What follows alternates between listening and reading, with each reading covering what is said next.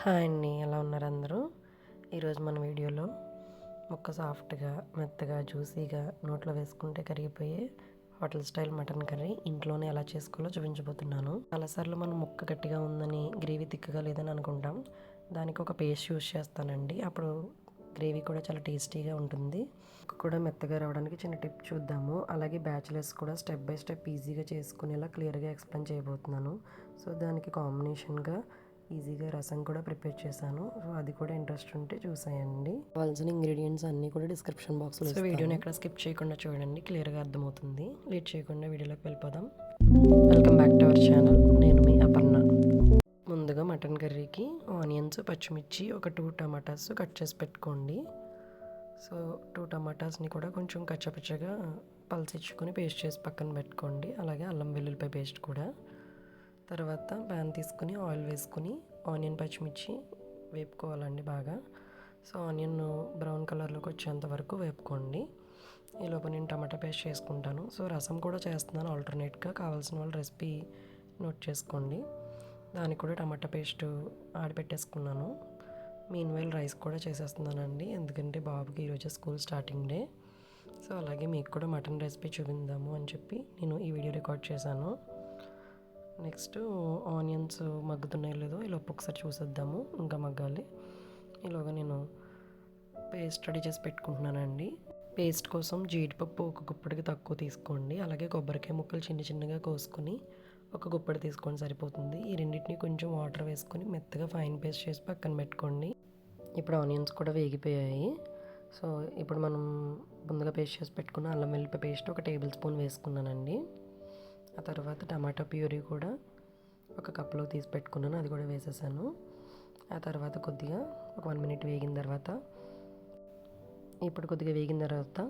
ఒక 1/4 tea spoon పసుపు, అలాగే 1 స్పూన్ కారం.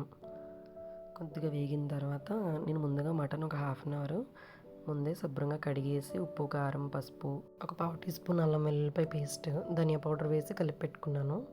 కొద్దిగా ఒక హాఫ్ లెమన్ పిండుకోండి. తర్వాత అది కూడా వేసేసి కొంచెం వేగనివ్వండి, ఒక 2 మినిట్స్. సో ఇలా మీన్వైల్ నేను రసం పెట్టేసుకుంటున్నాను.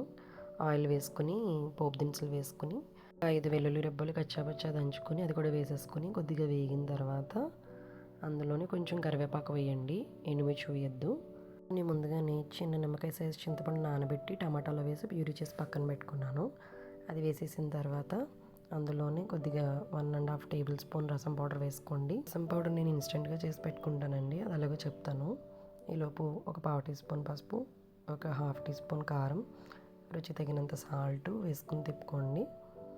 సో రసం పౌడర్కి 1 స్పూన్ కందిపప్పు, 1 స్పూన్ శనగపప్పు, 1 స్పూన్ ధనియాలు, 1 స్పూన్ జీలకర్ర, ఒక 1/4 టీ స్పూన్ మిరియాలు, ఒక ఎండుమిర్చి వేసి ఫైన్ పౌడర్ చేసి పెట్టుకోండి. మిగిలితే కొంచెం చిన్న బాక్స్లో వేసుకుని నెక్స్ట్ టైం యూస్ చేసుకోవచ్చు. ఇప్పుడు టమాటా పేస్టు, మసాలా పౌడర్ కూడా వేగిపోయింది. అందులోనే మీకు తగినన్ని వాటర్ పోసుకొని సాల్ట్ అడ్జస్ట్ చేసుకోండి. ఈలోగా మటన్ కూడా ఉడికింది కొంచెం, ఒక 50%. సో అది ఒకసారి కదిపేసుకొని ఒక 5 మినిట్స్ అలా ఉంచి అప్పుడు అందులో జస్ట్ ముక్క ములిగేలా వాటర్ పోయండి. కుక్కర్ మూత పెట్టేసుకొని విజిల్స్ వేయించుకోండి. ఇక్కడ ముక్క సాఫ్ట్గా ఉంటే లేతగా ఉన్నట్టు ఒక 6 విజిల్స్ సరిపోతాయి, లేదా 7. లేదు ముక్క కొంచెం రఫ్గా గట్టిగా ఉంది అనుకుంటే 9-10 విజిల్స్ వేయించుకుంటే ముక్క బాగా మెత్తగా ఉడికిపోతుంది. ఆ తర్వాత విజిల్ తీసేసిన తర్వాత ప్రెషర్ పోయాక మనం ముందుగా ఆడపెట్టుకున్న కొబ్బరి, జీడిపప్పు పేస్ట్ వేసేసుకుని తిప్పుకోండి. కొంచెం ఒక 1 మినిట్ అలా ఉడకనివ్వండి. తర్వాత అందులో మనం ఒక tablespoon garam masala, 1.5 tablespoon dhania powder వేసుకోండి. ఆ తర్వాత ఒక 1/4 టీ స్పూన్ లేదా ఒక 1/2 టీ స్పూన్ మిరియాల పౌడర్ కూడా వేసుకుని కర్రీని ఒకసారి తిప్పుకోండి. ఒకసారి గ్రేవీ అంతా తిప్పేసుకొని మీడియం ఫ్లేమ్లోనే కర్రీని తిప్పుకుంటూ ఒక 2 మినిట్స్కి ఒకసారి గ్రేవీ థిక్ అయ్యే వరకు కూడా అలా మీడియం ఫ్లేమ్లో పెట్టుకోండి. ఇప్పుడు ఈ సిచ్యువేషన్లో మీరు ఫ్లేమ్ని బాగా సిమ్లోకి టర్న్ చేసేసుకొని మూత పెట్టుకోండి. మూత పెట్టుకొని మధ్య మధ్యలో తిప్పుతూ ఆయిల్ దగ్గరికి వచ్చి సెపరేట్ అయ్యే వరకు కూడా కర్రీని సిమ్లోనే పెట్టుకోండి. ఇప్పుడే ఒకసారి సాల్ట్ అది కూడా అడ్జస్ట్ చేసుకోండి, సరిపోతే కొద్దిగా వేసుకుని. ఇప్పుడు కొద్దిగా కరివేపాకు వేసుకోండి, అలాగే కొత్తిమీర ఉంటే అది కూడా వేసుకోండి. నా దగ్గర లేదు, సో కరివేపాకు ఒకటే వేసుకున్నాను. నెక్స్ట్ ఇప్పుడు ఇందులో ఒక టీ స్పూన్ నెయ్యి వేసుకోండి. బటర్ ఉంటే బటర్ వేసుకోండి. నా దగ్గర ప్రజెంట్ బటర్ లేదు, సో ఒక టీ స్పూన్ నెయ్యి వేసుకున్నాను. ఏమీ అవ్వదండి, నెయ్యి వేసుకుంటే కూర చాలా టేస్టీగా ఉంటుంది. సో ఇది స్కిప్ చేయొద్దు. ఒకసారి తిప్పేసి ఇప్పుడే సాల్ట్ కూడా ఇంకొకసారి చూసుకోండి. కర్రీ అయిపోయినట్టే, కొద్దిగా లైట్గా ఆయిల్ పైకి తేలుతుంది చూడండి. సో ఈ సిచ్యువేషన్లో ఒక 2 మినిట్స్ ఉంచుకొని గ్యాస్ ఆఫ్ చేసేసుకోండి.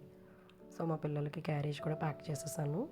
ఈ రెసిపీస్ మీరు కూడా ట్రై చేసి ఎలా వచ్చిందో కామెంట్ చేయండి, మర్చిపోవద్దు.